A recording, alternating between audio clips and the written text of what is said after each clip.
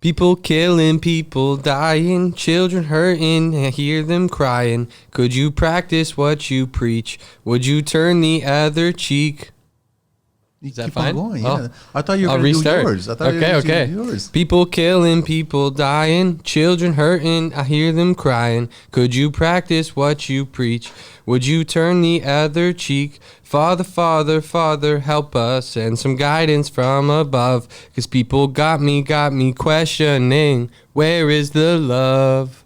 That's a nice Where song. is Yeah. the Right, I yeah. haven't heard it in a while. Mm-hmm. No, and the lyrics are strong. I remember Yeah. those lyrics. Totally, man. I like that Thanks so song. much, Matt, for opening up the show. Yeah. Relatively painless, no? Yeah, for sure.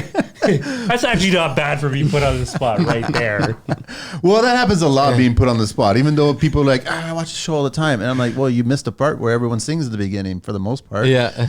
That's just how it is. I We wish break the everyone ice. was singing with me. We break the ice, man. Simple as that. Pat, welcome back, man. Oh, thanks for having me. Last time you were here, you were on the round table where Yeah, we were talking about generators. We had Pato and Pato Captain was here, America. his apprentice, Yeah, and then we Captain had America. Carlo here, and we had you here. Yeah. And I love that show because you guys were genuinely offering up Pato's apprentice a lot of valuable, really valuable information, man. Yeah, that's one of the things. I like to do is just like I focus more on apprentices than in anything, and like getting them through the trade. You know what I mean?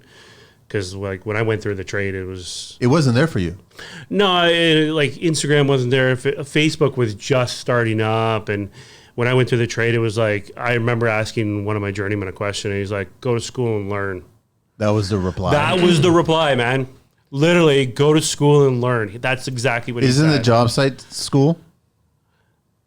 It is, but there's a part where like, and I've told Matt a whole bunch of times where, yeah, this is school, but you're an electrician. You have to learn on the side too, right? Like we have a lot of we have code books. You have books on theory. You need to like learn this on the side too. Like, you know what I mean? It's just like nobody's going to allow you to sit there at work and sit there and just read. No, it's the homework. It's the job site homework. Yeah. So if you want to excel at it, if you just want to be I've always said it, there's two things in this trade. You're an installer or you're an electrician. Pick one. You want to be an installer, go somewhere else. You want to be an electrician, I could teach you to be an awesome electrician. You know what I mean? And that's what I focus on, right? So we're going to have a good talk. I know that when I reached out, I was like, get on. I got to get you on the show. And then you didn't want to talk about business. You want to talk about apprentices. Yes. The world of apprentices. Yeah. You young guys, you newcomers into the industry, right? So we're going to get into it. Let me just share information. You can find Pat on IG under Davidsons_electrical. His email is info@DavidsonsElectrical.ca. And then his website is www.DavidsonsElectrical.ca. That's Davidsons with an S. And then his phone number, because he's more than willing, and he always does this, 416-859-1159. You got a question, reach out to him. That's as simple as that. Yeah, especially if I always tell people you have an issue. Other contractors too. You have an issue with a generator. Don't hesitate to. You know what I mean? If I can help you, I can help you over the phone. While your guy's there, I'll FaceTime you right then and there. I'll walk you through the. You know what I mean? Especially, I'm more geared towards Generac than anything. But an engine's an engine. And what's your hourly rate to teach? I actually don't. I just zero. You know what I mean? For a 5-minute phone call, you mean? I get paid. I'm joking. I know.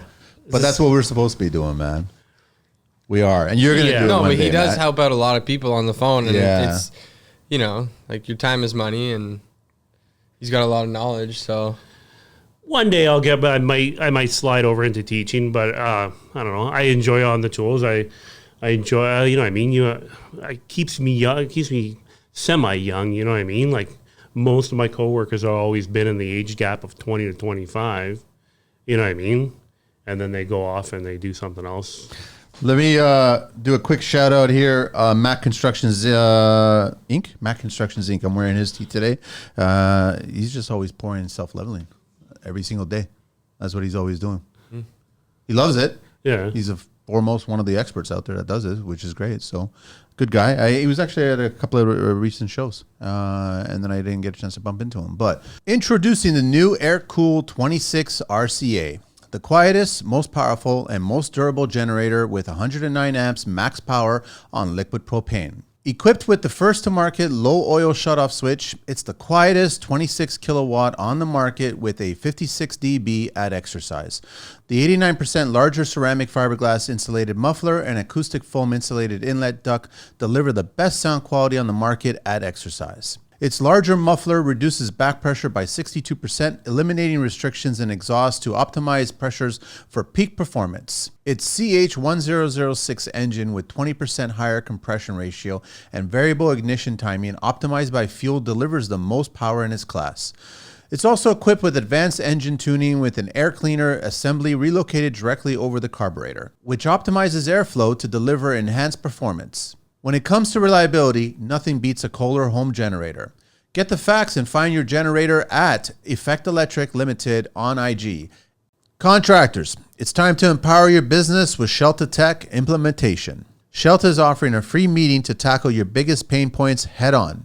Their goal, to develop a custom company app that's built just for you, solving your pain points, streamlining your processes, making your workday smoother. Here's the scoop. There's a $15,000 digital adoption grant available, and Shelta is an expert at helping you secure it. This isn't just funding, it's your stepping stone into a new era of digital efficiency. By your second meeting, you'll get a tailor-made company playbook, a software prototype designed with your input, project tracking, real-time budget management, and daily logs, all integrated into a single app. It's tech that works for you, not the other way around. Shelta isn't just offering tech, they're offering transformation. Join the community of 93 subcontractors who have already stepped up their game with Shelta Tech. 2 meetings, countless opportunities, ready to make a move? Visit shelta.app. Let's pave the way to smarter, tech-driven future. Shelta Technology, custom tech solutions for the modern contractor. CCS Engineering and Construction for everything. From dental and medical office renovations to commercial construction and complete home remodeling, they do it all. CCS has in-house experts that will make your next project feel effortless. Their streamlined process ensures efficiency and outstanding project quality. From your initial design to your final vision, CCS will see your project through from start to finish. CCS serves clients across Ontario. Join the growing CCS family today. Visit ccsengcon.com or call 226-499-2CCS to schedule a consultation. CCS Engineering Construction for everything. Do you dread the office? Are you spending your personal time on paperwork? Join the club. The good news is there's a solution that isn't hard or overwhelming. With SyncUp's estimating and job tracking software, you can plan for it and hit your profit goals, all while cutting your estimating time by up to 90%. Do you know where your money is going? Are you sure you're even making money? SyncUp will show you exactly where your money is going with its simple budgeting tool, revealing those cash leaks so you can take back control of your business. Do you wonder if all those payroll hours are making you money or costing you money? SyncUp tracks your unbillable labor, helping you optimize for project efficiency and ensuring each job is profitable. At SyncUp, they're here to help contractors thrive, not just survive. Get a budgeting consultation with a SyncUp expert looking over your shoulder to help you optimize your company's budget for free using the link in the show notes. If you love what you see, you can use the TCL discount and get 20% off on your first 6 months. Annual plan is required. Just click on the link in the show notes to book your call with the sales team and mention the TCL podcast. Check out syncedup.com and at SyncUp on IG to level up your business. Are you looking for a sustainable and durable real wood solution to elevate your next project? Let me introduce you to the gold standard. Therm, the world's largest and most trusted manufacturer of thermally modified wood and sauna materials. Their wood is like the superhero version of regular wood, stronger, more stable, and ready to take on whatever Mother Nature throws its way. With a wide range of thermally modified wood products from decking and cladding to sauna and statement walls, when you choose Therm, you're not just investing in quality, you're investing in the health of our planet too. Join countless architects, designers, builders, and homeowners who have trusted Therm to bring their vision to life. The best way to fully experience the Therm difference is to hold the real thing in your hands, so visit their website today at www.thermusa.com and also find them on IG at thermusa. So on today's show, how did you guys first meet? You reached out to him? Yeah, well, I went and knocked on his door. At home? Yeah. You stalked him? Yep. Okay. No, I searched up the address or electrical companies near me, and then found Davidson's Electrical, went up, knocked on his door. He was actually away in Quebec, I think, visiting family. His wife answered, gave my resume, and then I think it was like the week after or something I started working. Do you get that a lot? What's that? People coming by and dropping off their resume? Yep. A lot. Really? I got a lot of people's kids calling me up too and asking me about the trade and stuff like that. So there's a lot of times at the end of my day, like I'll call a kid back and then I'll just walk him through the trade. And then I had one kid, my wife will laugh at this story too. I had one kid come by in a suit and tie and drop off his resume. And I was like, come to the garage for a second. So we went down to the garage and I basically...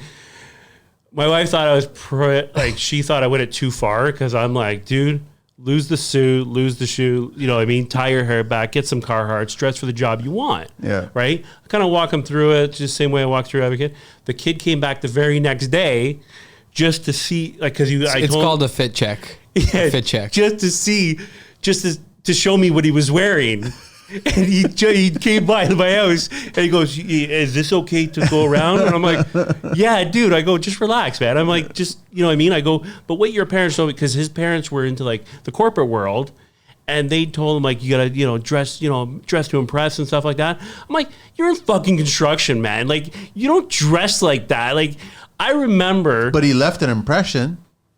Especially coming back the next day. Yes. Coming back the next day. Yeah. And I remember, I couldn't tell you his name though. Yeah. But I remember going before I got into this trade, I went to become a mechanic. So I went to a mechanic shop and I was actually wearing a suit and tie because I was a young stupid kid and I was like dressed to impress, right?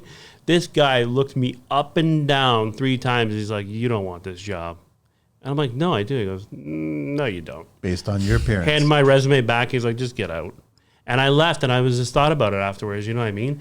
If you're going to go and you want to become an electrician or if you want to become a forming guy, dress how they're dressing. Show up. Show up like you want to work that day. You know what I mean? I tell every kid, too, you want a guaranteed job. Make sure that guy doesn't even know you have a cell phone. Bring a pen and write on your hand. You know what I mean? That's even better. Bring a pen and just write on your hand whatever he tells you, and make him think that you don't own a cell phone. How old are you, Matt? 24. How long you been in the game now? Like a year, 2 years almost. What were you doing before that? I was working at Tire Discounter Group, just a tire distributor. Okay, all right. What, sales or on the phone or? No, in the back? warehouse. Yeah, in the warehouse. So you're pulling tires. Yeah, and orders and stuff like that. Yeah. And then where'd you get the bug for being an electrician? I have a few buddies who are in the trade. Moses, who Pat knows, very nice guy, and I thought if he can do it, I think I can do it too. So, yeah. What's the perception of your generation about the trades? Well, in high school, it was like, the kids who were at the smoker's pit and everything. Those are the trades? Yeah. Yeah. It doesn't have a good perception when I was in high school. Like, I mean, all those kids were the ones who were doing the co-ops and stuff and going into the trades and everything. And then once I got out of high school, I realized it's not like that at all. Like, yeah. Was it the same for you too, Pat, back then in high school days? Well, I knew from a very young age, I actually wanted to become a carpenter. Okay. I remember telling my parents that I was going to get into like a trade. I was going to become a carpenter, and they were dead set against it. They were For like, what fuck. reason? They wanted me to be in the corporate world. Okay. So they were dead set against it. And then just as I was leaving high school, that's when my mom died. And then I was kind of lost in my life. And then I just to appease my father, I actually went to Sheridan College right here. I went to Sheridan College for a few years. For business or something? For marketing. Marketing? Okay. And then I remember the guy who was just like, and I just never fit in there. And I remember the guy was like, my marketing teacher talking about like shampoo that doesn't make you cry. And he's like, what is this saying? Look, Mom, no tears. And I'm like, in my head, I'm like, fuck this shit. I grabbed my bag, I threw it over my shoulder, I started walking out. He's like, Mr. Davidson, where are you going? And I'm like, to the bathroom. And he goes, with your backpack? And I'm like, yep. And he goes, all right, enjoy your life. And I'm like, okay, I will. Enjoy your life. And I left. And fuck your shampoo. Yeah, basically. I'm like, this guy, I'm like, I'm going to get into the world of bullshit if I stay here. Yeah. Like the total world of bullshit. They're educating you how to bullshit. Oh, and then when I took up the trade, man, and I got in the first company, and I'm like, it's all Italians and some Portuguese, and you know what I mean? I was like the only cake in there. Maybe the newfie was there, and it was like me were the only two cakes in Were there. you razzed because of that? Oh, fuck yeah. I know. Dude, I fucking went through the ringer because of that. And then... Did you think if you picked up a few of the words that you might fit in? Oh, there was one time actually. There was like, I don't know, you know Royal Pine Homes. Yeah. Frank Caragiueli. Okay. He only used to own Royal Pine. He would only like allow like people that are Italian to work on his house. He didn't find out for a year that I was Italian because he goes, you're not Italian, because he asked me where you from the north? where I'm from, north, eh? and I'm like, well, I'm from here. He goes, hey, your parents, where are they from? And I'm like, well, my dad's from Cape Breton and my mom's from Victoriaville. What part of Italy is that? Yeah, he was like, he goes, you're not Italian? I'm like, no. Macedonian. He goes, but the way you, I'm like, oh, my mother's French Canadian. That's why we talk like that. That's why I talk with my hands a lot, right? Because my mother's French Canadian, and the French, that's the way they talk. And then Was his face just dropped when he realized? yeah, that he was just non-Italian. He didn't care afterwards because you were doing the work. Well, I was doing really really good work for him, right? So I remember he had a Ferrari parked in his garage. I was coming out of the attic, and my pliers were hooked right here. No. Dude, No? they came out, dropped right next to the Ferrari, and my heart just went. You would have been escorted out of the property. Dude, I was guess, at like, that I was point, scared shitless when that happened. Shit, eh? That must have been the slowest drop-in pliers ever in the world, eh? Yeah. Watching it go, yeah. I was maybe a third-year apprentice at the time, second-year apprentice, and that happened. And I just saw it, like, drop, like, here's the Ferrari door drop, like, right here. You know? What's it like for you, though? You coming on the job site now, because even when I got in 15 years ago, the stereotypes weren't there. It's like the classic Italians are doing concrete or brick, Portuguese, same thing too. But now it's like everybody. Yeah. Everybody and anybody that's going into the trades. Yeah. Doesn't matter what it is, right? Yeah. It's especially a little bit different from Matt, too, because, like, we work a lot at Dufferin County, right? Okay. So, like, construction up there, there's a lot of Canadian, you know what I mean? It's not as diverse. Yeah, it's not as diverse, right?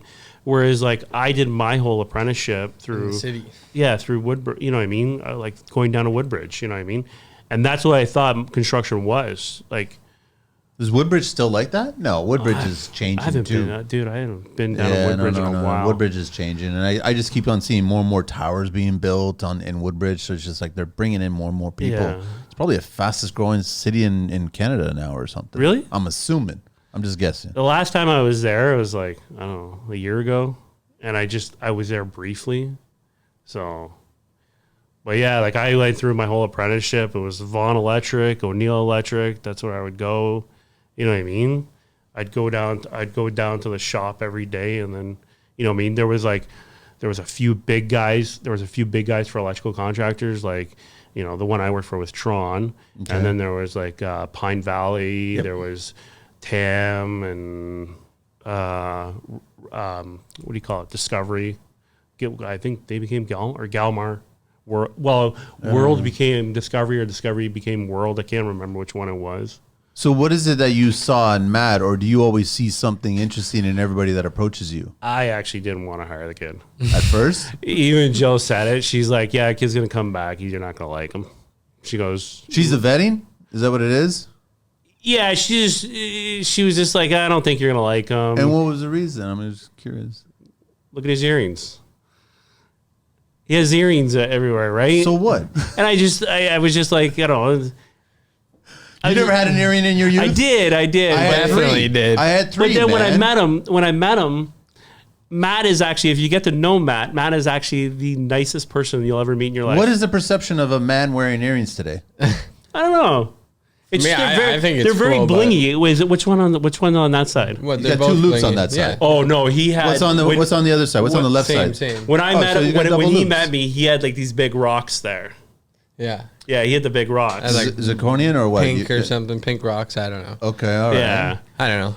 I never had really picked up a tool. I had like You've no never- construction Nothing. background, nothing before working for Pat. But at the tire shop, though, No. building racks or anything like that, or Yeah, maybe with like, but no drills or nothing. They would just Nothing. sit on top of each other. nothing the at racks. home. No, not What do your not folks much. do? My dad, he's just an entrepreneur. He does a lot of stuff. tinkering in the owns family? buildings and stuff like that. My mom's a teacher. And yeah, no one else is in the trade in my family.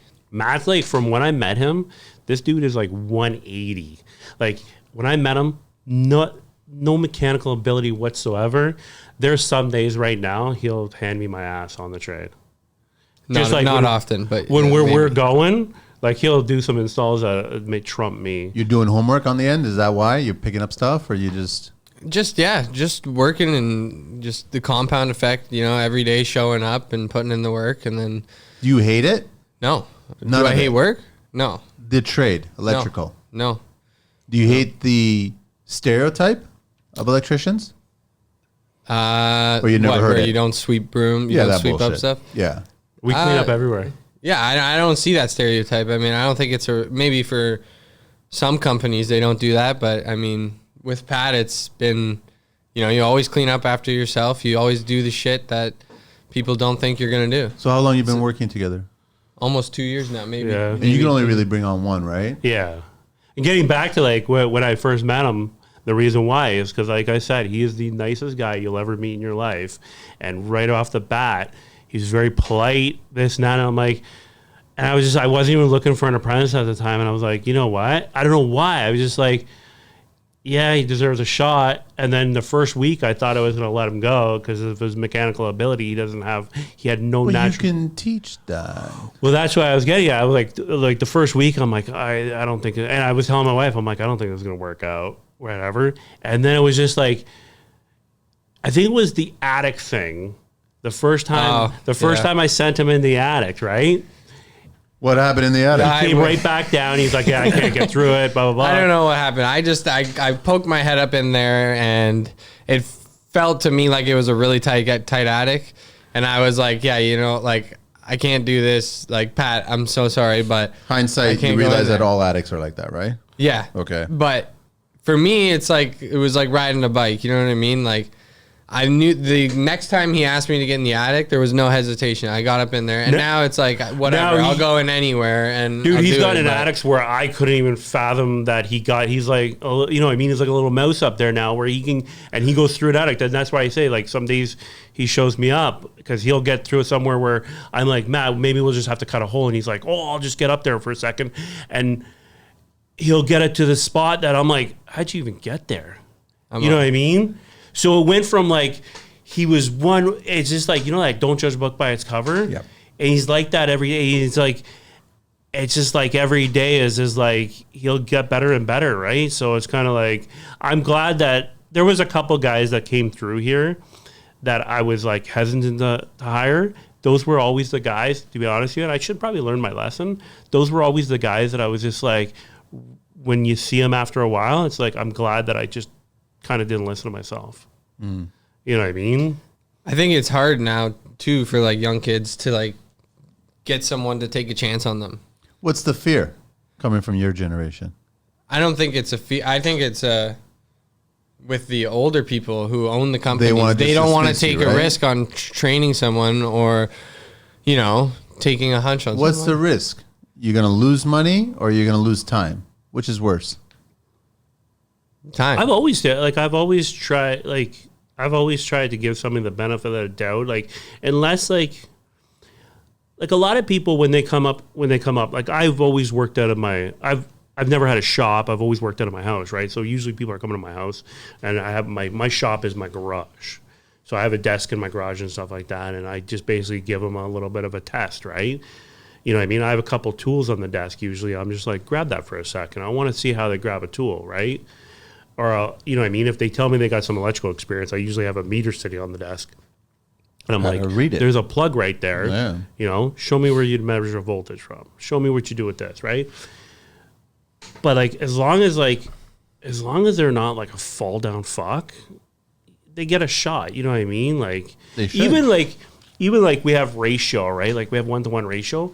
But if like somebody's kid wanted to come job shadow for a day, right? We still bring them out. You know what I mean? Because you can do that. They Yeah. can just check it out and see what's going on. Yeah, and they come out and I give them a shot, and I'm like, you know, just to see the real life of an electrician, right? So is it exactly what you thought? No, it's not, because when you were first thinking, the stigma was there. Yeah, there's a And then when misconception. you got into it, you're like, that's nothing what everybody was talking about. yeah, he thought he was going to change light bulbs and put on switch plates. No, but You know the what I big mean? misconception is that, like, you know, you think it's the kids who don't do good in school that go into the trades.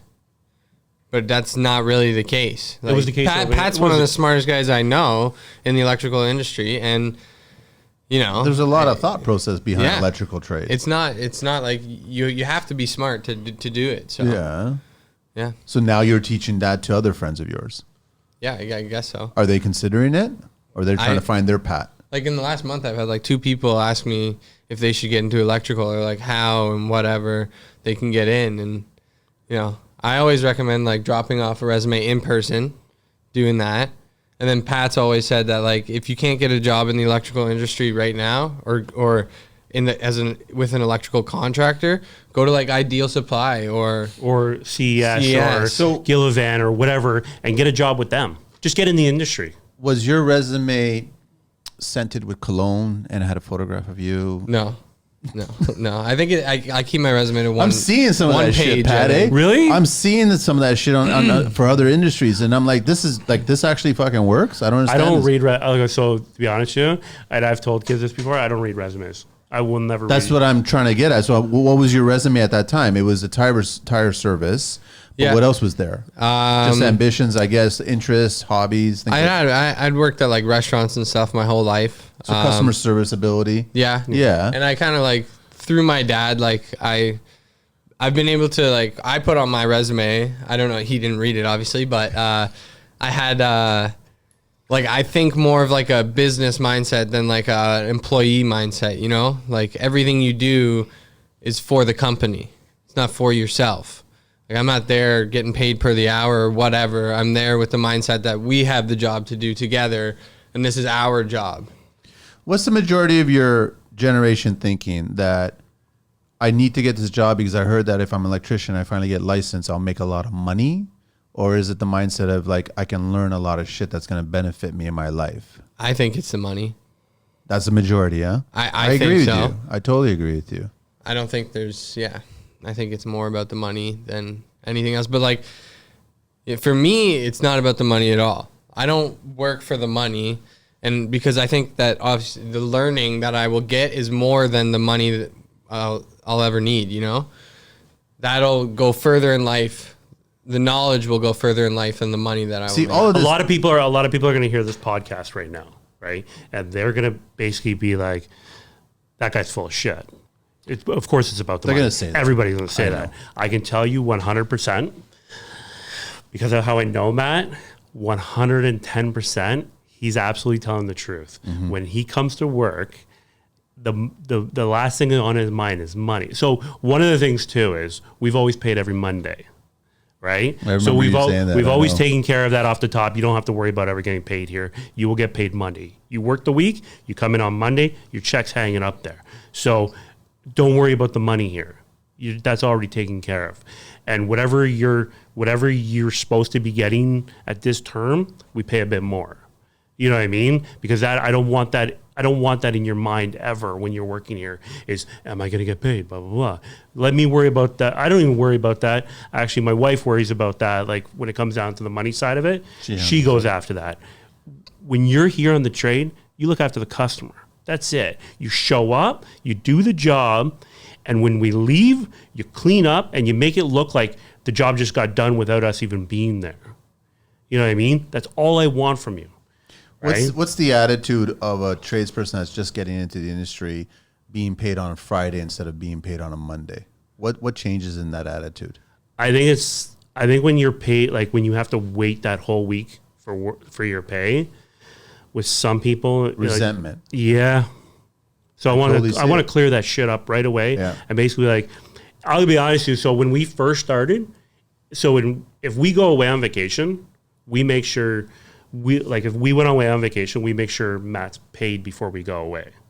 Because I don't want him to wait till I have to come back on vacation. Or if I go on vacation. Yeah, if he goes on they're vacation. always like, oh, well, you can come in and get it. Yeah, like if he was going away on Monday or whatever, Jill will have his check on Friday. Like I'll call her up as we're going back to we're going back on Friday.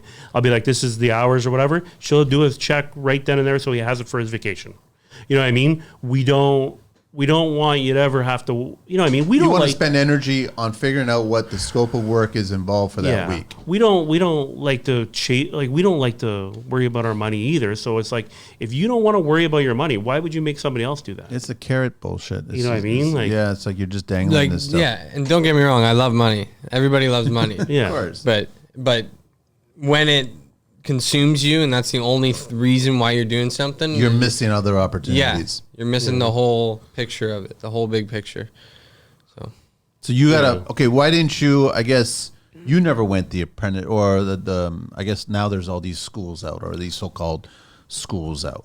Yeah. For pre-apprenticeship programs and things never did a pre-apprenticeship. But a lot of kids are doing it now and they're getting fuck all knowledge out of it, right? Yeah, so I don't know what I'm allowed to say here, but I'll say it. You're allowed to say whatever you want to say. I'll say it anyway. I don't give a fuck. I don't give a fuck. People are paying, so I had this kid come up and he's like proudly saying he did this pre-apprenticeship for $12,000. Yeah. So, and I said, what I usually do, I threw a fluke tester on my desk and there was a plug and a switch there. And I'm like, show me where you could measure this, blah, blah, blah.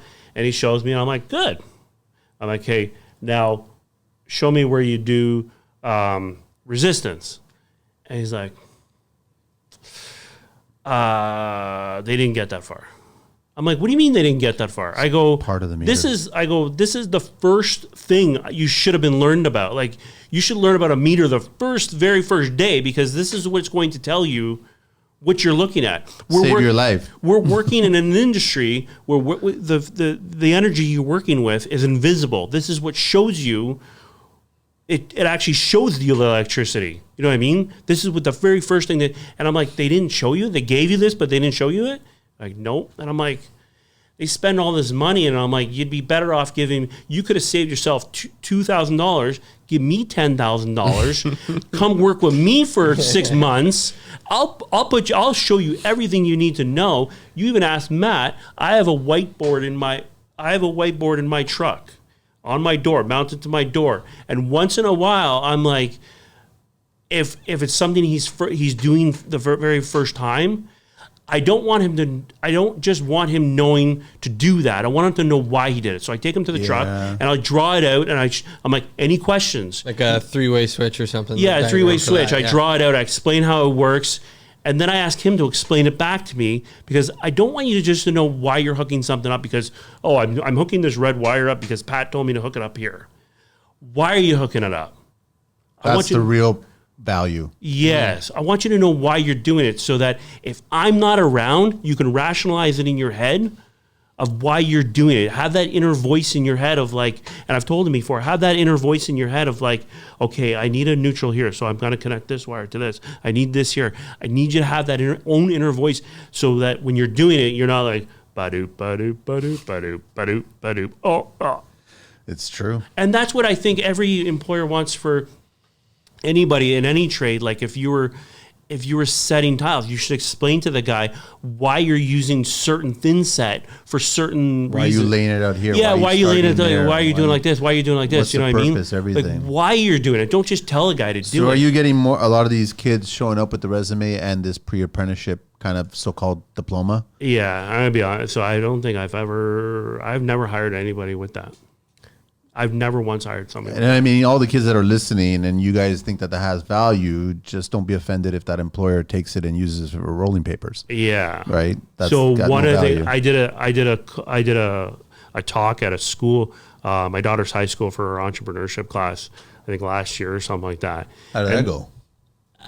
You know what? Afterwards, I think it went really well. Afterwards, the teacher came out to the hallway and he was like, "You were probably the only one that's ever been in here that they've listened to," because I actually swear, and you know what I mean. And at one point, I said, they were like, how'd you do in school? And I'm like, see that kid that looks like he's fucking stoned out of his mind? I'm like, that was me in high school.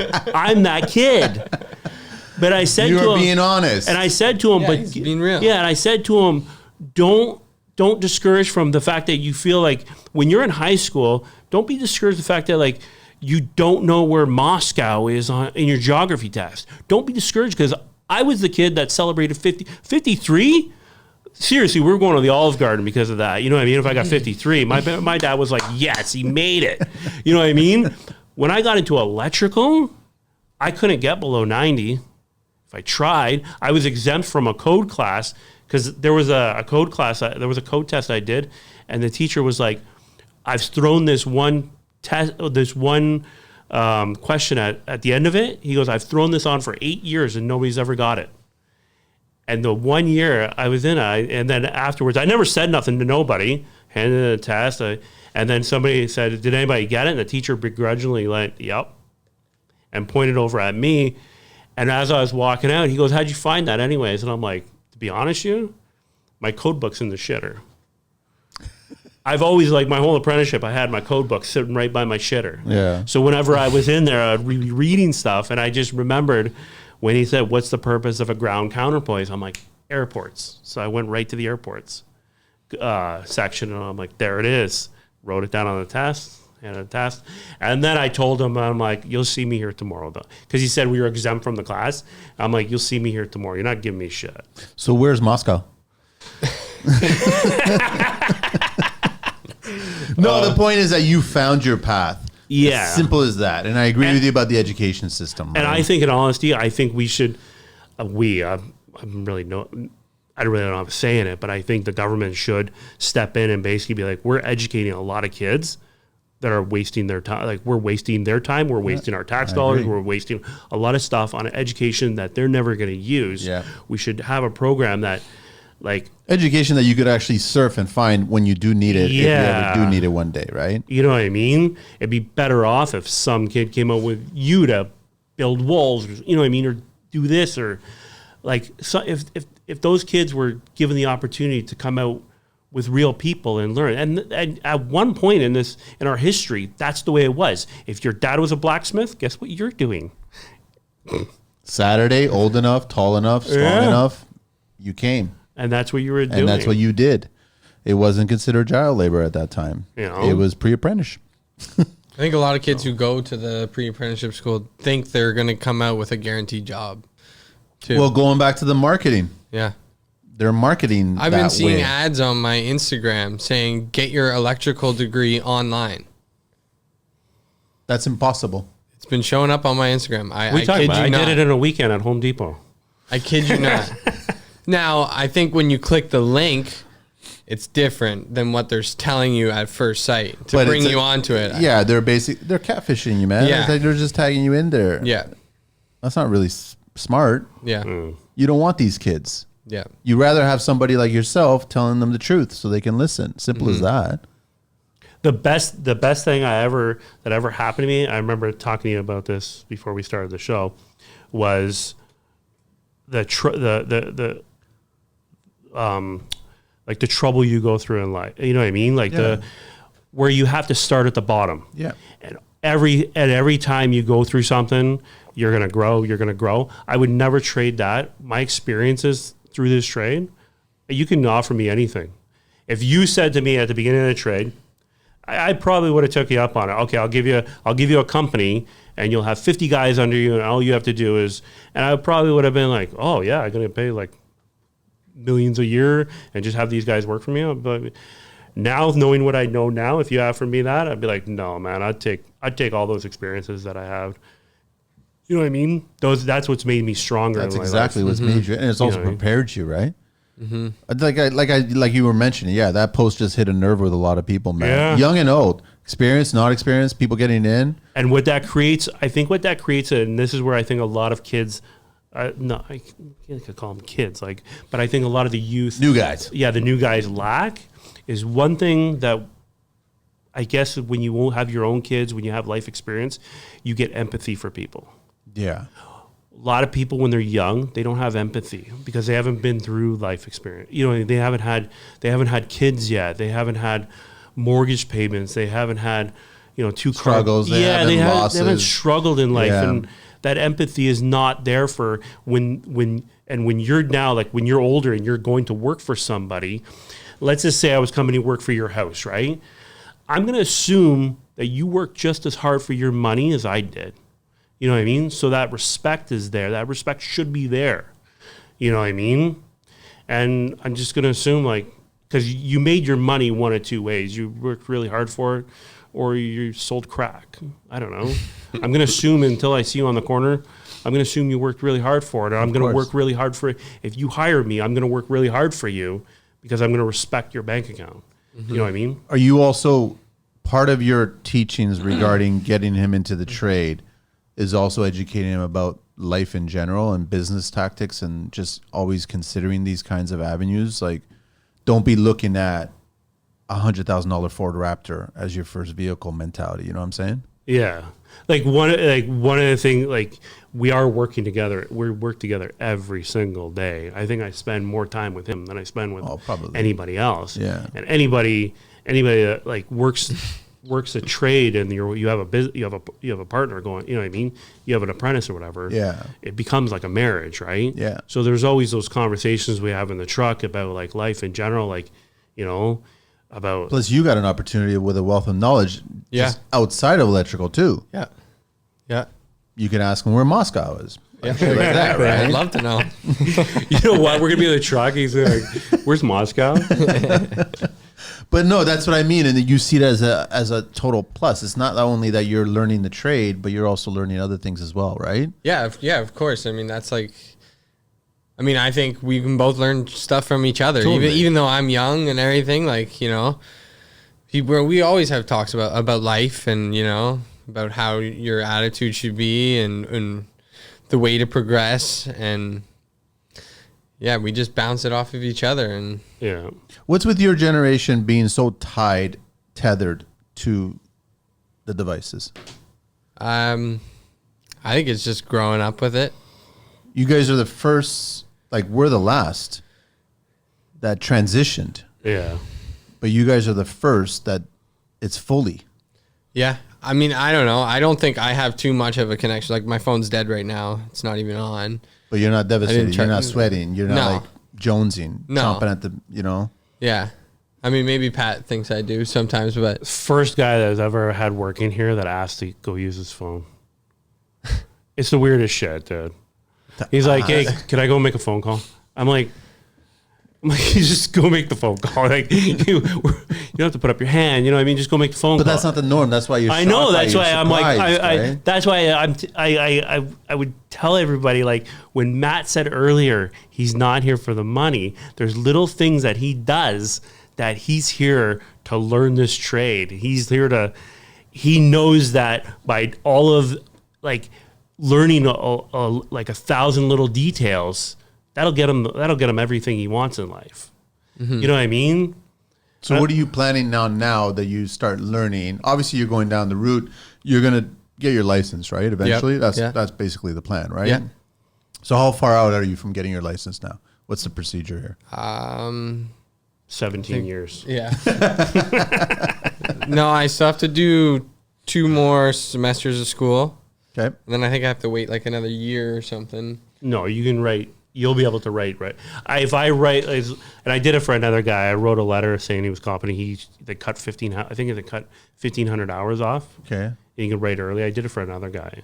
Okay. But yeah, he has to work Write another the exam. 3 years before he gets his master's, and then he can decide what, I don't know, he wants to go on his own. Or just keep on working together, or start another division, or whatever you figure out, right? Yeah. Dude, by that time I'm gonna be old, man. I'm not gonna. You'll be tapping out. Yeah. Going back to career day at school, telling them the truth about other trades. Yeah. Do it that way, right? But now they're doing where you have to go to 4 semesters instead of 3 at school. Why they do yeah. that? They're adding in a whole new, like, What's the reason? solar, I think they're adding in, and then they're adding in like a knots tying course. Yeah, rigging and stuff like that. Yeah. So instead of That's kind of 3 a good school thing. semesters, you got to go to 4 now. so it's extra time. But you don't have to do that. Well, it depends. This is my group who went in. We were the last group who got to do the 3 semesters. So if somebody in your group fails 1 semester or something, now you have to restart. The whole group? I don't know, not the whole group, just the individual just the person. individual. No, but I'm just saying that now it's like that. So looking back when you got started and now you're on your way, do you realize that as a tradesperson, you could be looking at a certain price point homes in the future that are realistic, and you could be looking at a certain price point for a vehicle or vacations or opportunities? Like you could start building a life, right? Yeah. You could see it, like you can connect the dots now. Yeah. Versus, I guess, back then when it was in high school and guidance counselors and they're talking about forget about these trade. Well, it was never about they never talked bad about the money that you'd make or anything. It wasn't like, oh, you weren't going to make money if you go into these trades. It was more like, I don't know, just the misconception that the stupid people or whatever would go into the trades, right? Like all those kids out front who are smokers and stuff. I'm pretty sure there's a bunch of guidance counselors that were smoking out front. Yeah, for sure. But I mean, that was just the misconception. Like I always thought that wasn't the type of kids that I hung around with. But now most of my friends are in the trade coming out of high school after. They've gone to college, they've dropped out or whatever. They didn't pursue the career they were looking for through school, and they've gotten into the trades now. Is it by deflection? Is it like our parents project that shit onto us? Like my parents never did that. Like did what? Like they projected on what they wanted you to become. That's what my dad did. Totally? Yeah. They didn't want me in the trade. They didn't want me in the trade at all. But they were projecting you into the corporate world. But you gave that a shot, and then you left. I gave it Pantene wasn't working for you. From a very young age, though, I knew people would look up to Superman, Batman, all this. I'd look up to blue collar guys that worked at Ford. You know what I mean? The blue collar guys. I'd look up to them. Technically speaking, Batman and Superman are tradespeople because they have utility belts, man. That is true. Just saying, right?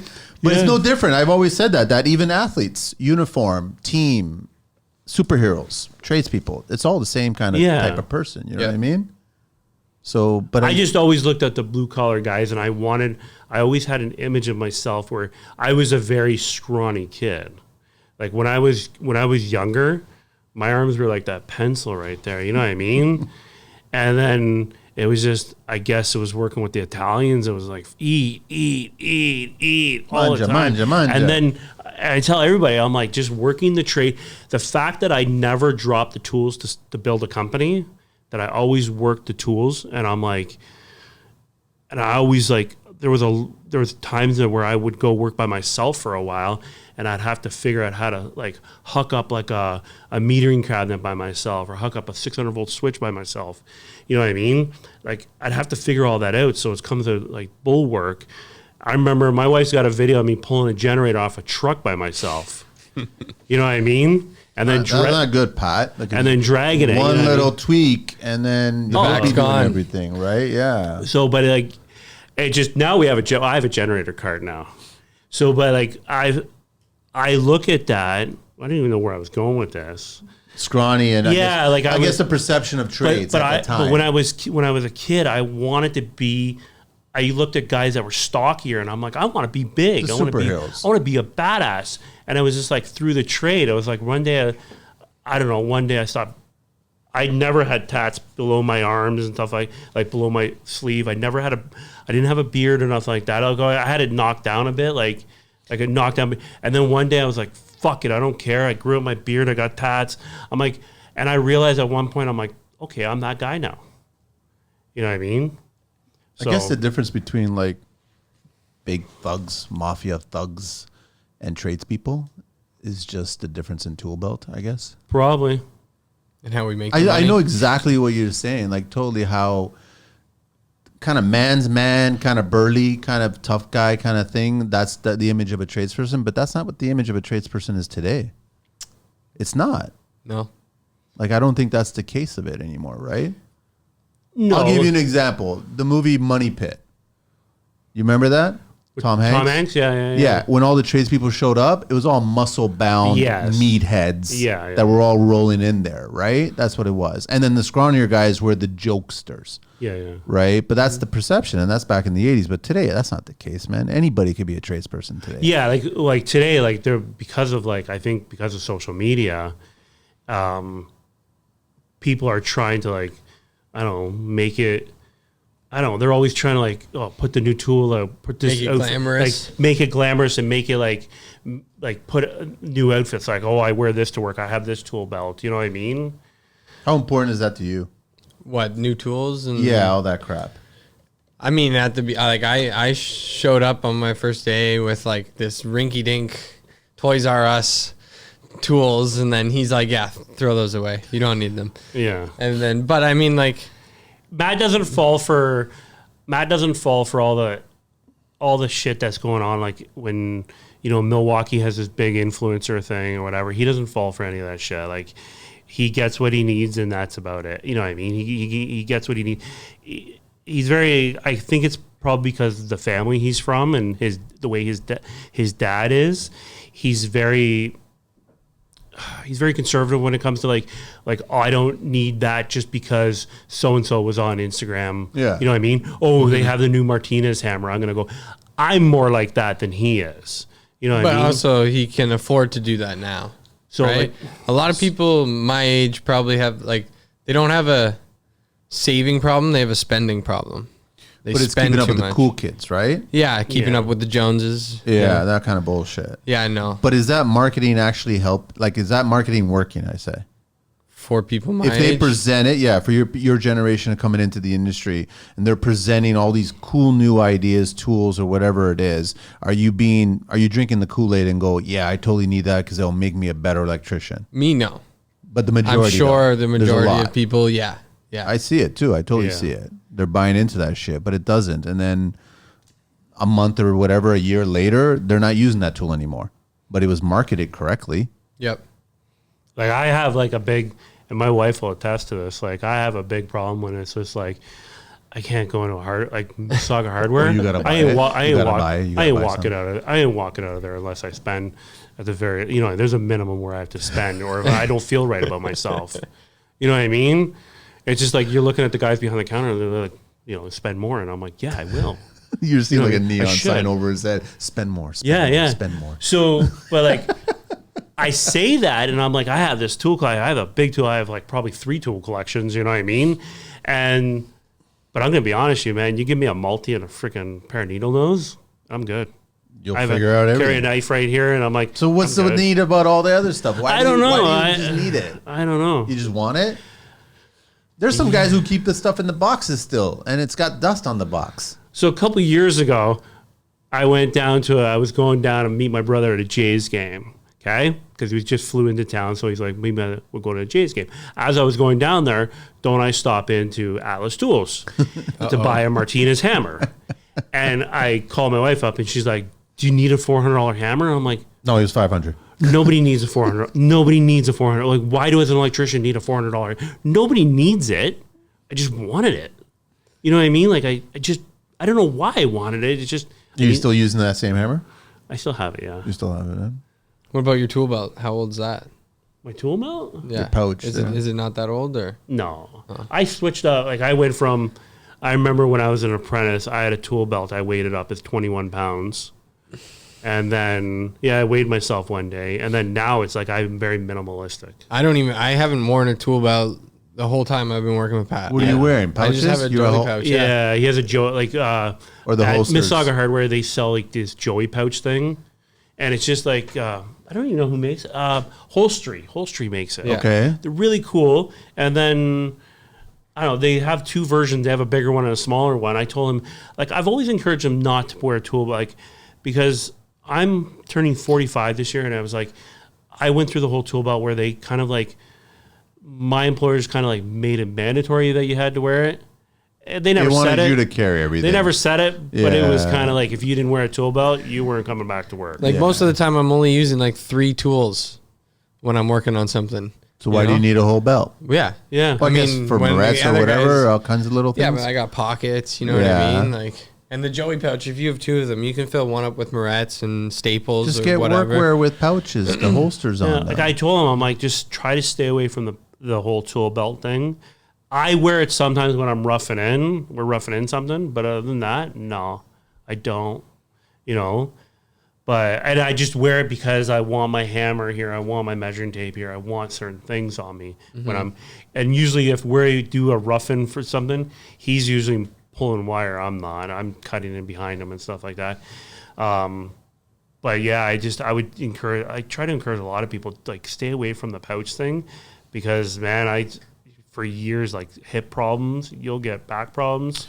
Speaking from the guy who almost damaged a Ferrari. Yeah, I know. Because you weren't wearing a pouch.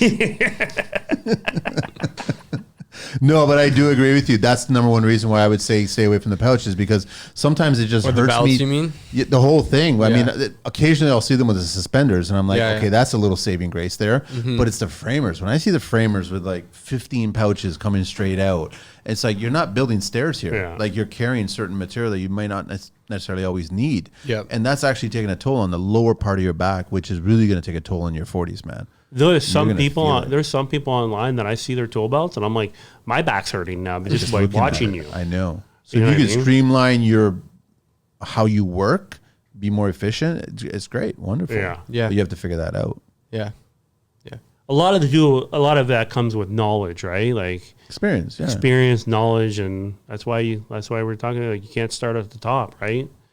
I mean, Pat also gives away a lot of his tools. Like, if there's someone, What do you mean, the like other Christmas guy you wrapping gave him, paper or you gave something? him, no, not like that, but just like you've given me a few tools. He's gotten me a few tools, a bag, everything. Can you edit this part out because my wife hears this shit? No. I'm going to buy. Because he give it to you so then he can go to the Mississauga Harbor and you can buy another one, right? Yeah, he tells his wife that he lost the tool. But no, I remember there was a guy who came up who was trying to get a job, and you gave him like a pen tester or something, or a plug-in tester. Well, plug yeah, tester. he was using like a chintzy little friggin' soldering iron thing for a plug tester. So I'm like, stop using that. Here's a plug tester, and I just went to go grab another one. Just little things His like that. initials It's are on very your nice. tools or what? He was No. he was a young kid. He was a young guy though. You know what I mean? At some point when I would tell this, honestly, I would shame every freaking trades guy into this. At some point, you got to look at yourself and you got to be like, I made it. Start fucking helping out everybody. You know what I mean? Isn't that what Totally happened with you 1000. at the beginning of your business? Some guy. Yeah, like when I remember when I Pay first, it back, man. when I first Seriously. started, I remember Bill Hood, Beavercrest Electrical. He came up to me. He was like, "I'm getting out of this." He basically gave me a shit ton of supplies to stock my truck up with. I'm like, guys did that for me, so you should be doing that for other people. You know what I I mean? got a funny story. There was a guy, I can't remember who was on the show or if it was off the show. He was switching a bunch of, or he was retiring, I can't remember exactly, and he wanted to give away all of his tools, all of his power tools. Problem is that it was all corded. Nobody bought it. Nobody wanted it. Nobody cared for it. And he was shocked that the younger generation didn't want any of these corded tools. Just for the cord, because of the cord. They were all good working corded tools. Yeah. Well, it's a battery mindset these Yeah, days, right? everybody Simple wants as the that. everybody It's a wants the battery, battery. right? Whatever battery. I think type. I just got rid of my last cord. Like I think our heat gun is the only corded tool. Yep. I still like corded. In a tools, vacuum. man. We Yeah, should, we have we the should get vacuum. like a Dyson though. That'd be We have the great. A vacuum. Dyson. Well, just something you can Why don't recharge. you just get Dyson's got that floor one now, that robot know, thing. something Whatever. that you don't need What's to the plug price in. tag? Is that tickling $1,000 for that stupid thing? I don't know. I'm I not don't think it's worth researching it. Dysons, Just but- get a stupid ass loud shop vac that's got a nozzle that's big enough to be in a Dune movie or Yeah. something like that, and just fucking suck everything in. Yeah, That's it, we've done. been. We have I have like two. I only carry one. I have a little compact shop vac. That's about it. That's all you need. You know what I mean? But there's nothing wrong with corded tools, man. Like No, there's not. There's actually it's a lot better. Well, to by be the time honest you with guys are on site, there's power. Yeah. You know what I Yeah, mean? yeah. So it's like there's power there. Plug it in, but nobody wants to plug it in, right? They want There's battery. one tool that I don't think Pat will ever get, but maybe he will one Which day. one is that? The staple Oh, gun. For fuck's sakes. You He's so against against it? it. Never. Everybody never. jumped on that train fast. Everybody did, and I'm like, I have a cordless stapler already. It's a fucking M4 hammer. You know what I mean? So which one's better, DeWalt or Milwaukee's? What's that? The stapler. I've never used one. Never used one? Never. No. There's lots of guys who live by it, Never used one. And I guess my question is, how much are the staples? Or like they just say it's Apparently saving they're grace. they're pretty close to the same price. Okay, all right. So I've heard, but I haven't. But all the cool kids, I go back to all the cool kids. They all want Okay, it. so also too, like let's just say you have two studs that are like this far apart. How you getting that in there? You know what I mean? You can shoot it on an angle, I think. Okay, stop it. But you still have to tap it. Yeah. On an angle. Yeah, yeah. I don't So know. you're still bringing out the original cordless to tap it. Mm-hmm. It's done. I would never buy one. Never buy one, eh? No. But There's some teachers at trade school who like all preach about the new stuff, and they say like if your boss isn't getting with the new age, then they need to hurry up and get there, like backstabbing plugs and Yeah. the nail guns and everything. I don't know. tell the teachers to like pay attention that you can still build things a certain way. You don't need all the new tools, right? Yep. Yep. If it helps your physical, sure, I understand that. Like that crane holding the SDS and shit like that. You know, that harness. That Have you tried that? I haven't tried it. Yeah, neither it just looks like it's going to hurt my lower back. That's all it looks like. It looks like your weight, the weight of the tool is going to be on your lower back. Seems like the process for setting that thing up is just takes way too long. I don't know. I'll go back to another story where like one of the first jobs I ever did where it's like we had to break up the concrete. Plumbers came in, right? So we had to break up the concrete to run the new drain lines and everything like that. And I just assumed that the crew that came in was going to start pulling out an SDS and just start hammering. No, man. 60-year-old guy comes in with a sledgehammer, breaks it up in seconds. Yep. Yep. And I'm like, the guy would have still been putting the harness on. Yeah. That's trade strength too. Like you can have a guy who's jacked in the gym who works out every day and then comes to here. Exactly. They won't be able to lift what you can lift. I know. It's crazy. You got to explain that to certain generation, some certain tradespeople too, right? Yeah. They don't get it.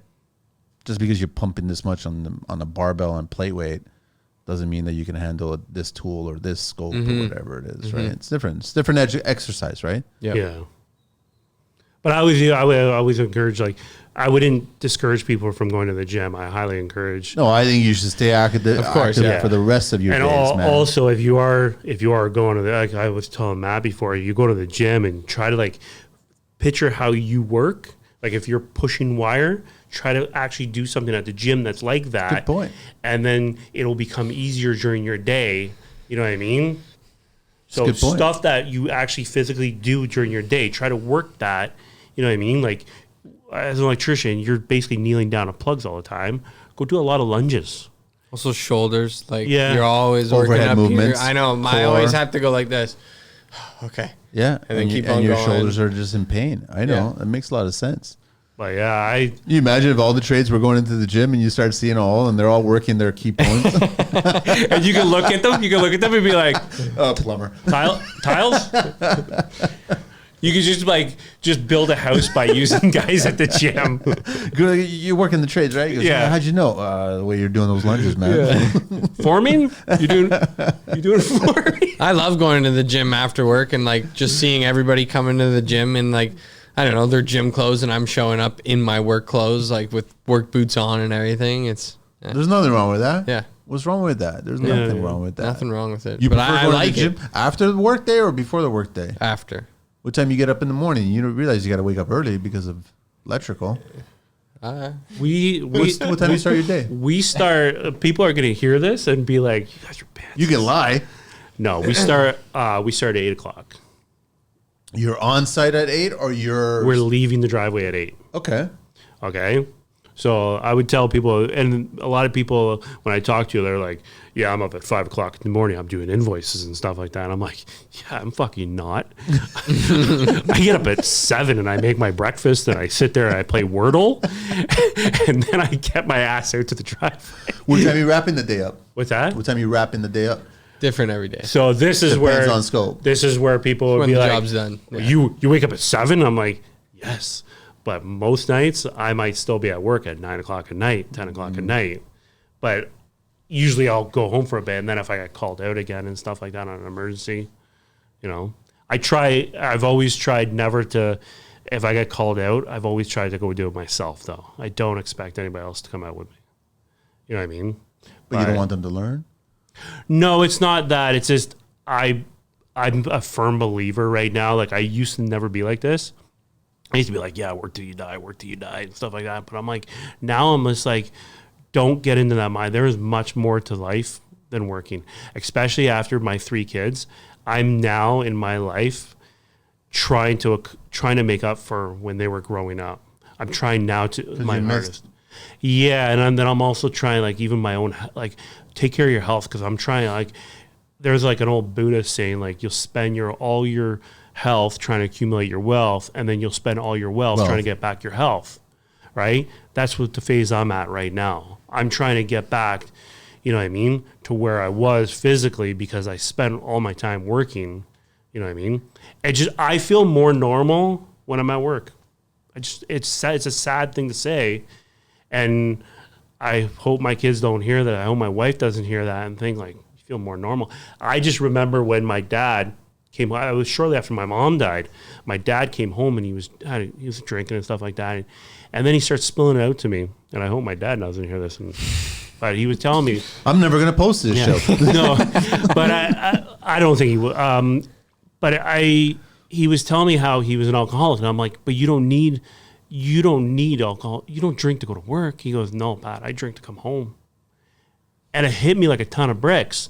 And then I think about it. I'm like, I don't drink, but I do work. Like, I took that drinking and then I made it into work so that I feel more normal. When I'm on a job site with a bunch of dudes and we're trying to figure out a project and stuff like that, I'm alive. Like, I feel alive. Like, that camaraderie, that, like, if we're all having coffee because we're trying to figure out a problem, and, like, you know, how do we get this to work out and stuff like that, and everybody's throwing in their 2 cents, and then, you know what I mean? That's what you feed off of. That's where I'm like, you know what I mean? Like, you get me on a construction site with a bunch of dudes and we're all fucking making jokes with each other and stuff like that. I love that shit. But I also tell a lot of the younger trades, like, don't get consumed by the construction life. Yeah. Mm-hmm. As much as this show is about the construction life, you got still a personal life. Yeah. It has, I think in my opinion, more value than the construction life. Pat does a great job at respecting, like, The balance. and that's, I think, also one of the reasons why he doesn't expect someone. He's not going to call you after hours to come out, because he knows that you have your own personal life. You got a family or whatever it is that you're doing. So he respects that very much. And this year, I'm actually started last year, but this year I'm trying to, like, I just want to get my work done. Like, no more. I don't want to work weekends anymore. Like, you're still doing like 6 days or 7 days? Well, right now we don't work because of the construction industry right now. Yeah, we just don't really need to work on the weekends, but I just don't want to work I don't even want to answer my phone on the weekend. It's just like, dude, Monday to Friday and that's it, man. You know what I mean? I used to work there was a time where it was like 7 days a week. Can't do it. And I did that for 9 years, maybe you're 10 years. Burn out mentally and physically. You're gonna burn out. It wasn't so much the burnout. That never occurred to me. It wasn't so much the burnout. It was the toll that it took on my marriage. It was the toll that it took on me being a father. Well, it's the invisible toll. See, that's the thing, is that you're not even realizing it, but there's other people around you that are totally seeing it. Yeah. Mm-hmm. So you gotta be careful. And then it's like when you're not at work, when you're supposed to be at home, like, I guess every trades guy does this. Like, if I go out for dinner, the first thing I'm doing, I'm looking at the ceiling and stuff like that. You know what I mean? I guess every trade, I don't know, like... You go on vacation, we all do it. Yeah, we all... You almost smell for a job site. Yeah. You know? Yeah, I smell concrete. Something's going on around here, right? Where there's concrete, there's framing. Where there's framing, there's electrical. Simple as that. We'll find it, right? Yeah. It's just like... But I'm trying to get... I'm now trying to get it to the point in my life where I need more. I remember talking about this on the last show, work-life balance. Yeah. And I want that. I want that more than anything, more than I ever wanted. I'm sure the missus wants it too. Yeah. Positive they want it. How old are the kids? 18. This year will be 18, 16, and 14. So they're grown up. So they're getting there, right? Yeah. So here's an interesting question for both of you guys. 20 years into the future, where you at? Pat's working for me. I can see that. No, I don't know, wherever it takes us, but I'd love to be working with Pat still. Yeah? Yeah. Learning new tricks from other people, or no? Just want to keep on learning tricks from... Yeah. Yeah? But you'll learn from other people just from conversing with them through either online, the good part of online. Matt will have his own company.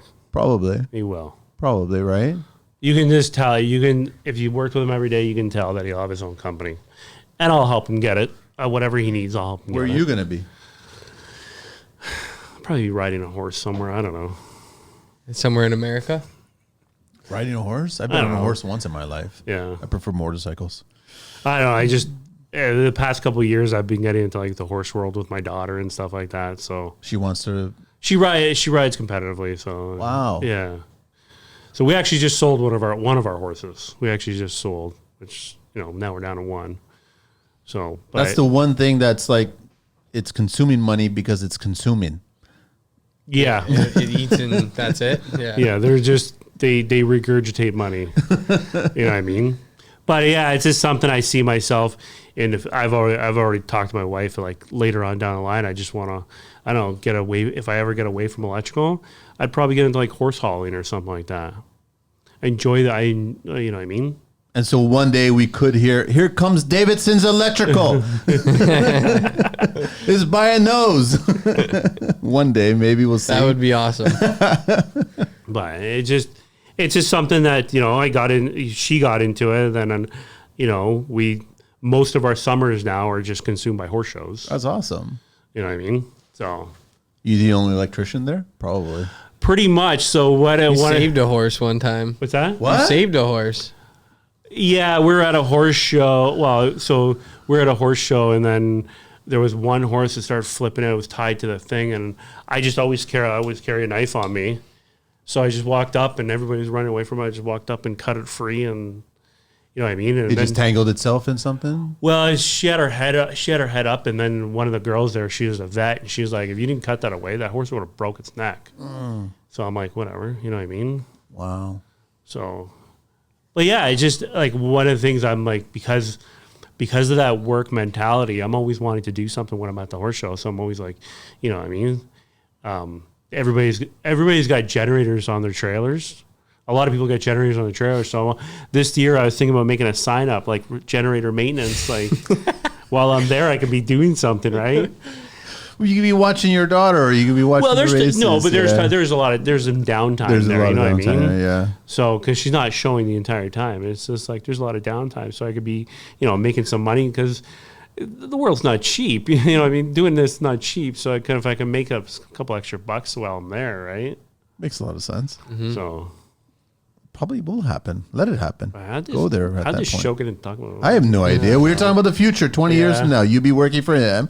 You'll teach him how to start his business. He'll do that, and you'll be doing the horses. That's one thing I kind of would appreciate though, like, is because I've kind of trained a few guys. If they had their own companies or whatever, instead of me going to look for work, I'll just call these guys up and be like, "Hey, do you need?" Because me and my wife one day we want to just trailer around and stuff like that. I'll come back here. Maybe like Matt has his own company. Hey, Matt, you got some work for a month? Just to tinker. Yeah, just Yeah. tinker around. I'm like, I don't. There was a time in my life where I wanted to build a big company, but that kind of was fleeting really. Why quickly. didn't you go that route? Like that's almost the hungriness of the younger tradespeople getting in. They're like, yeah, I want to have 12 vans. I want to have like so many crews. And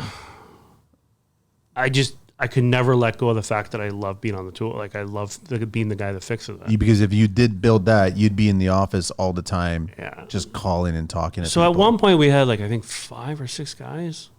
It was 5 or 6. And I'm like, and I don't know. I was just trying to like go to job to job to job. And I was just like, I hated it. I was just like, I wasn't doing anything. I was just, okay, now you got to go here. You got to go here. And then I would go quote out jobs. And I'm like, what am I, fucking estimator? You know what I mean? I'm like, I don't want to do this. So I went back to being just me and after that, we had one massive job on the go with that. Once I was done, I was just like, I just want to go back to just being me and an apprentice. And then I've noticed that the bottom of the profit didn't really change all that much. And that's what it becomes down to. A lot of people like, build these companies, and I'm like, yeah, go for it. I don't give a fuck. It's great but experience. I'm like, learn. But if you're making $10 million a year, but you're spending, just shy of $10 million to do it, what are you doing? But if I made $150,000 a year and it cost me $10,000 to do it, who's more ahead? I agree with you. You know what I mean? So at that point, I had to look at it it became more about being efficient on a job to make. And I remember you on the last show, we were talking about the way I price stuff out, like what I charge and stuff like that, and maybe I'm too low or whatever. But I always looked at it as like, if I can get on a job and I'm cheaper, but I'm way more efficient, I'm making more than more that. money. I will make more than that. The profit margin is better. Yeah, that's what I've always looked at is like, how can we be more efficient on a job? You know what I mean?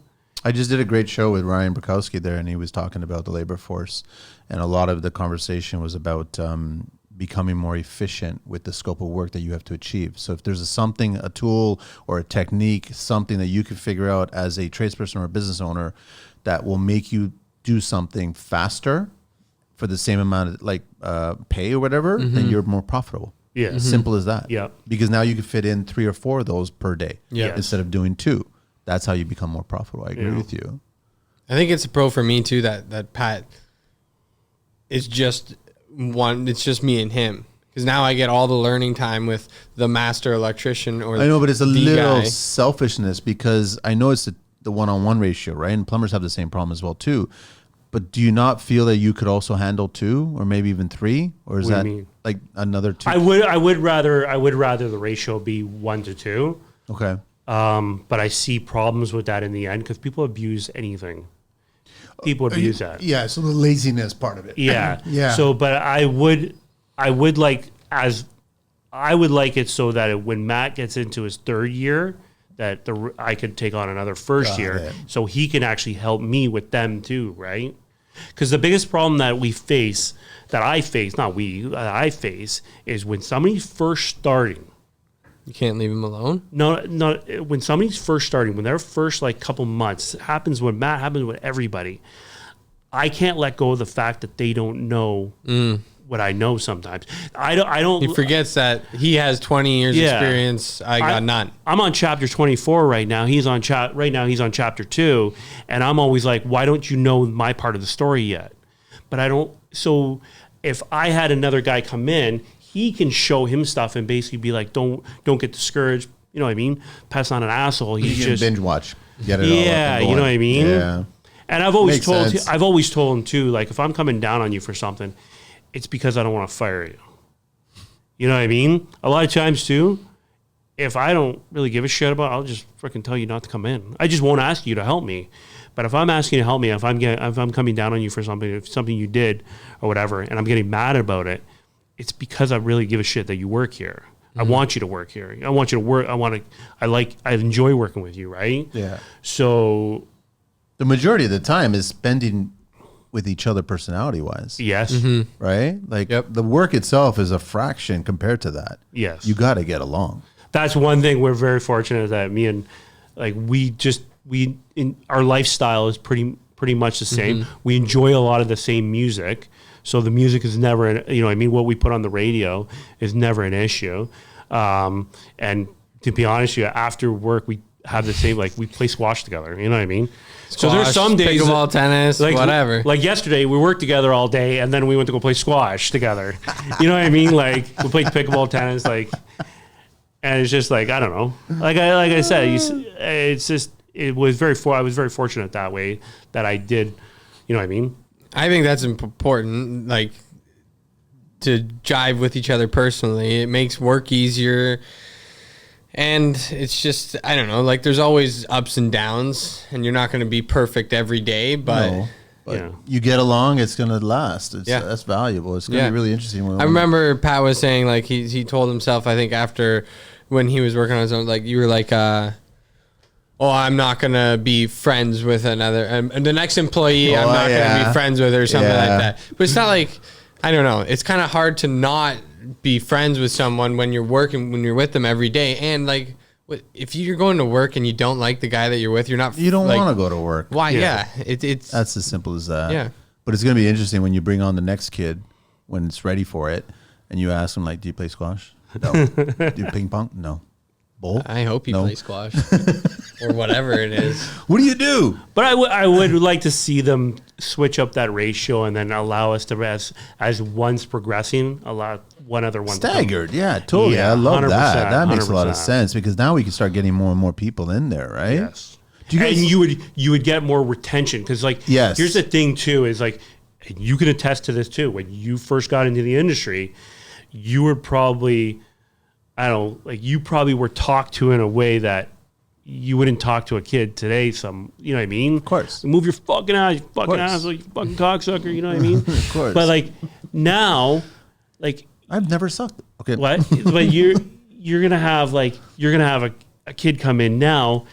You can have that kid. You can have that third year actually be helping you to bring that kid along, and you know what I mean. And I mean, we had like at the beginning where it was like that, where we were kind of butting heads a bit because it was the old school versus the new school. You know what I mean? Coming in, But the friction was only coming from the way the trade is done, not from the personality.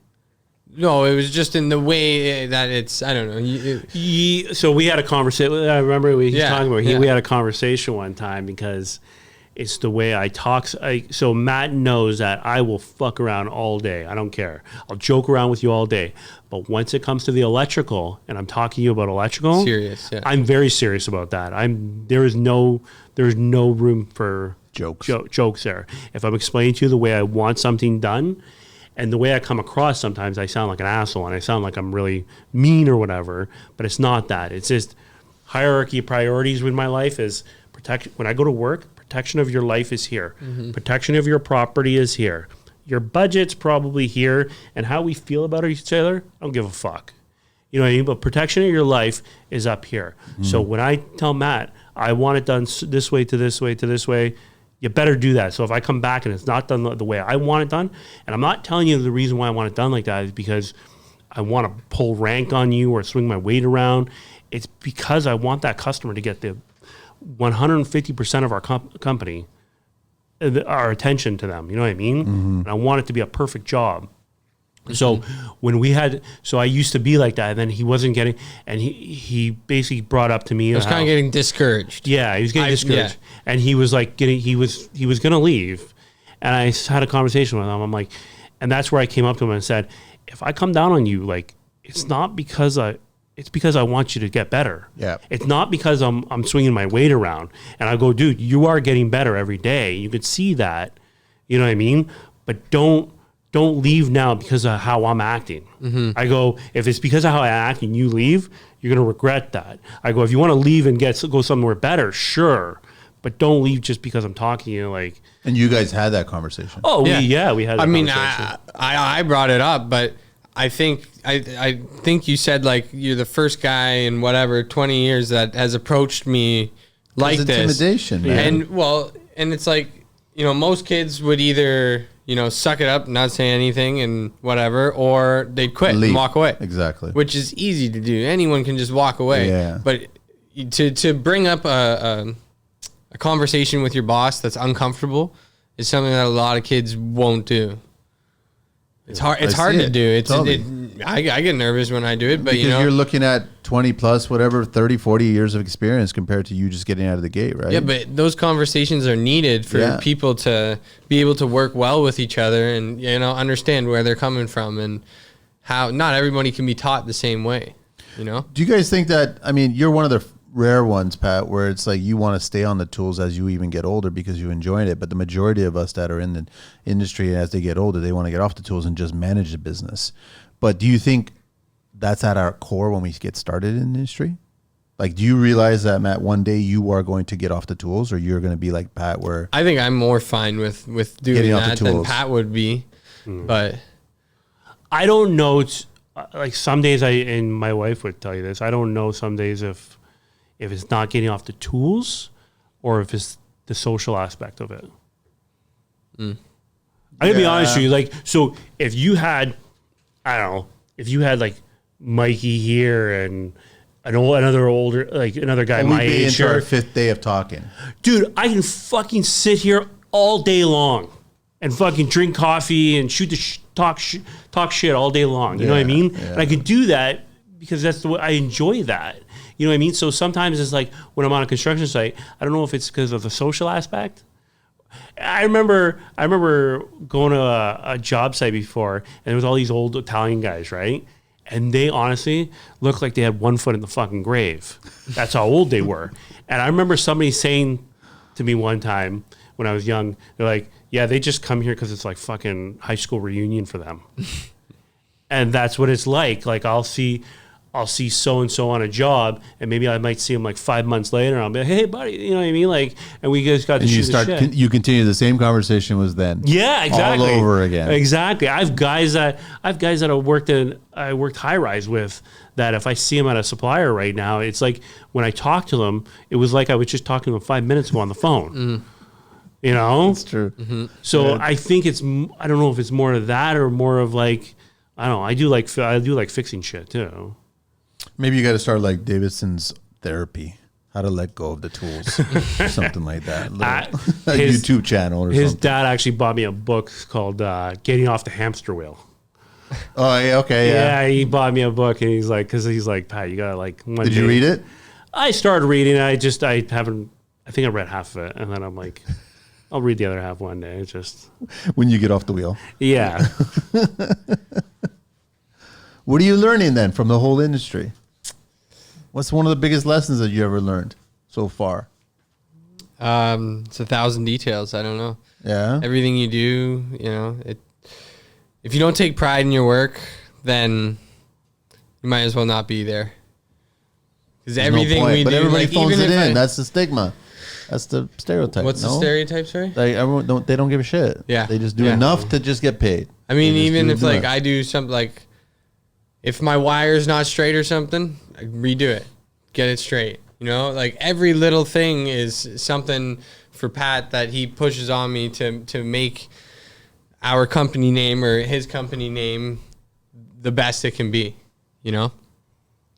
And I also, it's more so, it's not so much for the company. It's more so for the product that you're giving. You know what I mean? Getting back to that, if you have to assume that person works really hard for their money, and they're taking their trust, and they're saying, hey, Pat, Matt, I trust that you're professionals here to get your shit done, and I'm not, you know what I mean?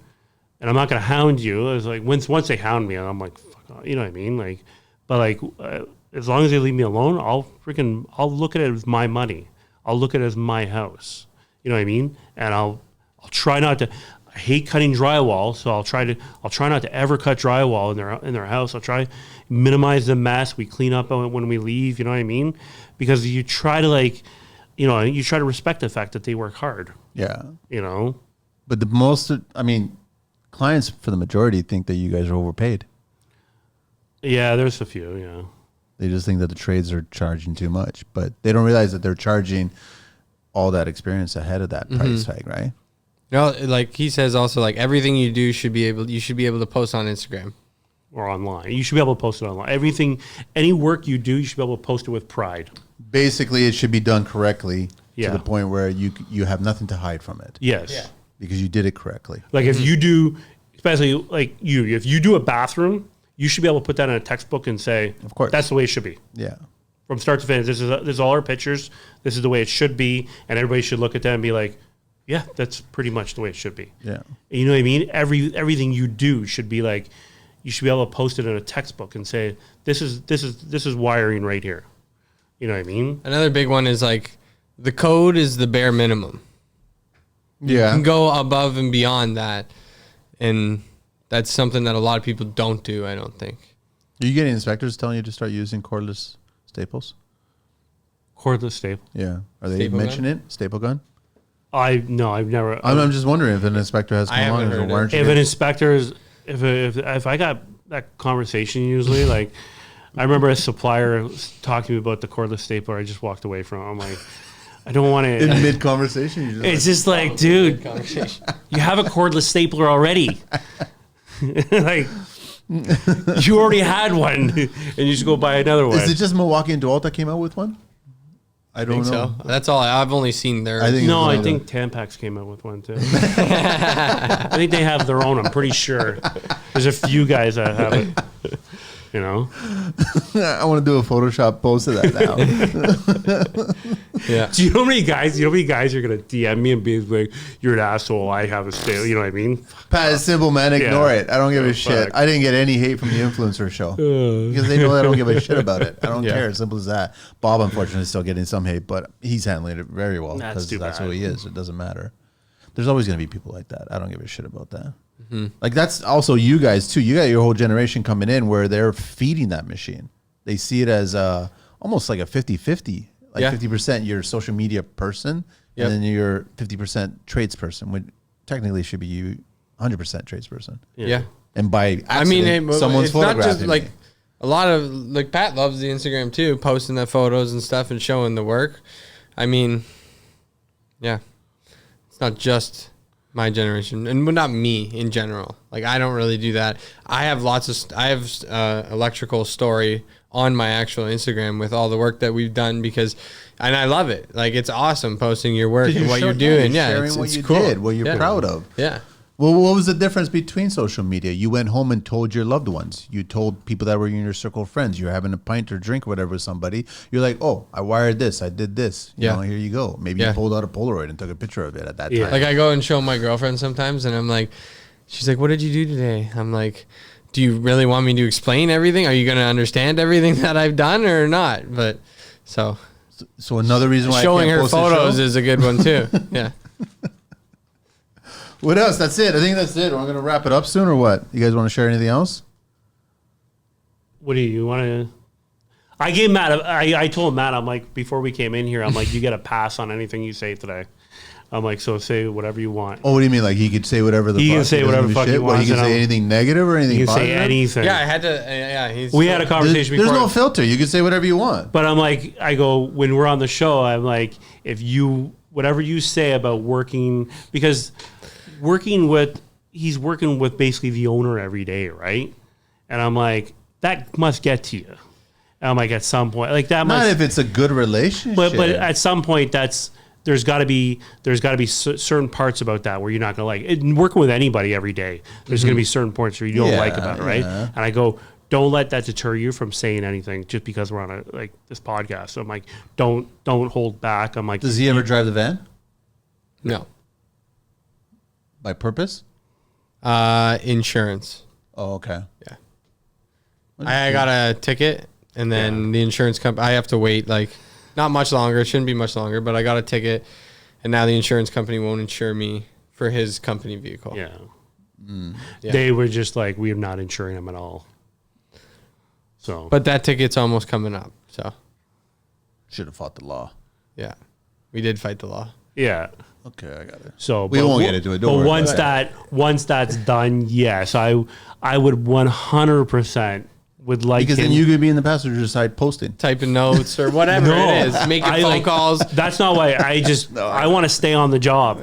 Oh, I want to stay on the job. Like I don't want to go to the supplier. I don't yeah. want to go to here. I don't want to. I just want to be able to keep working and be like, Matt, go get this, this, and this, and I'll stay here and do this. there's an interesting question. So obviously, because that happens a lot. When What? I was bringing on some young people coming in and shadowing and working with me, you start taking them all to the suppliers. And basically they start realizing where your network is. Yes. They start learning that. But they also start learning, and I'm sure that you probably can attest to this, that you're seeing this, the relationships that someone who's established a business has built over time. Yeah. And the value of those relationships. Yes. Like you can walk into your supplier a certain way, swagger, talk, and have key relationships with people that have such value to it, right? Yeah. That you It's haven't like built it- yet. When we go, it's like we're going to a grocery store. Like we just Yeah, walk in like, the back. there's- Like, yep, we'll take that. There's that, guys this. that like they'll perch out at the counter and they'll just give them a list Then or there's whatever. you guys. We walk right past them. we go grab our stuff and we basically It's almost like we work with them. It's like, Yeah. morning, gents. How's it going? Go get our. we know all their our names and it's just material. like you need to be like that because there's sometimes like I might call you at 7:00 at night to come open up your. I very rarely do it. But like if I've called you maybe like 7-9 o'clock at night to go, I need a few 100 amp fuses. I need you to go in there, But that's where that relationship comes in. And I've had suppliers be like, yeah, Pat, no problem, I'll be there. Yeah, you had to build that with them, that trust between the two. No, not everybody can just walk to the back, right? No, but you're coming in with him too, and you're seeing this dynamic that's been built over time, right? Yeah. Which is just him running a business in trust and relationship, right? So it's getting along, which is really valuable. That's another side of the whole thing that you don't even realize it. Yeah. Until you're in it. Yeah, so I would rather him be going to the supplier than me, because like in the end of the day, you think you're more valuable on the site. I'm the talent. Yeah. You know what I mean? And when I was getting into this, my dad said to me, he's like, you can hire anything out in your company you want, but you can't hire yourself out.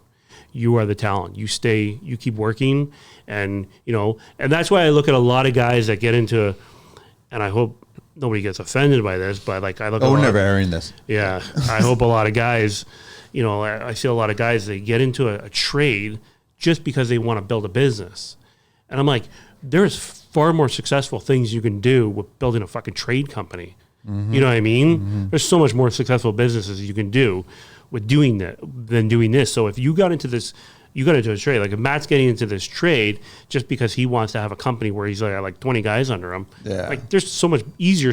Like you got to go through a 5-year apprenticeship to do this shit. A lot of work. You know what I mean? So if you're the talent of the company, even more to be a master. Yeah, you can just go hire a bookkeeper. You can go hire office staff. You can hire anybody else you want. It's hard to hire a guy that's a trade. Like it's hard to hire a good tradesman. The talent, like you said. Yeah, but so I'm the talent. So when I have to leave the job, number one, my customers aren't getting the full 100%. Because I'm there, and you know what? Like I can't say that because I don't want to slight Matt for that. Mm-hmm. But if he runs into something that he hasn't seen yet, he's going to automatically call me. I would just rather be there myself, to be honest with you. It's a balancing act. He's more efficient than me. But you want to learn. You want him to learn those moments too, right? Yes. Those opportunities. Yeah. In due time. But I just see it as like. I want to be the most efficient that I can be on a job, right? So, and now they're paying him whatever it is, $80 to go to the store. When you should be on the tools. Yeah. After therapy. Find these guys, Davidsons_electrical on IG. Reach out to him. His email is info@DavidsonsElectrical.ca, and then his website www.DavidsonsElectrical.ca, and the phone number to reach him to ask him any questions about plumbing, 416-859-1159. I'm fucking with you guys on the plumbing. So 12 questions. Ready? What is your favorite construction word? Fuck. Yeah. Least favorite tool? Cordless stapler. Probably my hammer. Construction sound you guys love? You go, Pat. You get one. Nothing like drilling an auger bit and getting it caught on a piece of wire. No, probably the favorite. I just did that. My favorite construction sound probably is when I energize something and I hear a scream in the background. That's probably the best sounding. That's where I'm at the panel and be like,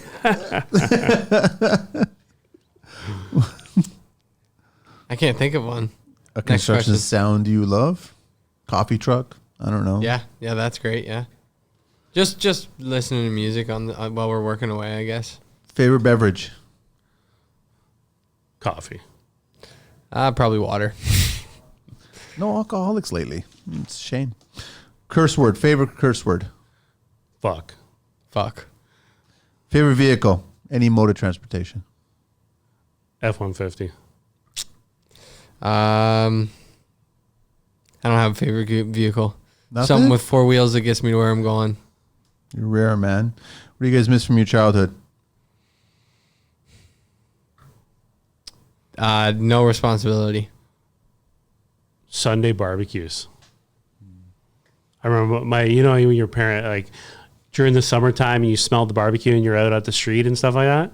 That's what I miss the most. That's nice. I remember those. Profession other than your own, would you guys like to attempt one day? Barber. Sorry? Barber. I thought you said Barbie for a second. No, barber. Let's clarify. If I wasn't an electrician, I would have been a barber. A barber, really? Yep. I can cut hair. Whoa. He does a nice fade. What about straight Yeah. razor? What's that? Straight razor. I've never done that. I've never done that before. I'm meeting more and more guys that are specifically going to barbers to do straight razor shave once a week. I bet you I could. I just never tried to use one. I bet you I could figure it out and stuff like that. But yeah, I do. Like I cut my son's hair all the time. Used to cut my wife's hair, and you know what I mean. Yeah, not a lot of people knew that about me. I was just like, yeah. Color her hair too and everything. I wouldn't color. I didn't color her hair, but Okay, I would. yeah. Like if she asked me to, I would. It's just something I like about cutting people's hair. I don't know. I guess that's why I got into like cutting wires. I don't know. I just like tools with your whole hands. cutting thing. Yeah. I don't know. Makes sense. What's yours? I'd probably be like in the NBA or something, try and play basketball. What profession do you guys never want to do? Plumbing. Be honest with you, like, Nothing against plumbers. No. Love plumbers. I just don't like shit. I think it's the one that I have a lot of respect for, roofing. Those guys, honestly, like I've had to patch up some of my roofs sometimes. Just like, Hard. yeah, it's hard. I give Hard those guys in winter, hard in summer. I give those guys a lot of respect, man. Last question. If heaven exists, what would you guys like to hear God say when you arrive at those pearly gates? You done good, kid. I don't know. Like, welcome. That's all he's going to say. Yeah. He's going to say, whatever. Yeah. Pat, always a pleasure to see you. Thank you so much. Thank Appreciate you. it, man. And thanks for bringing in the youngin.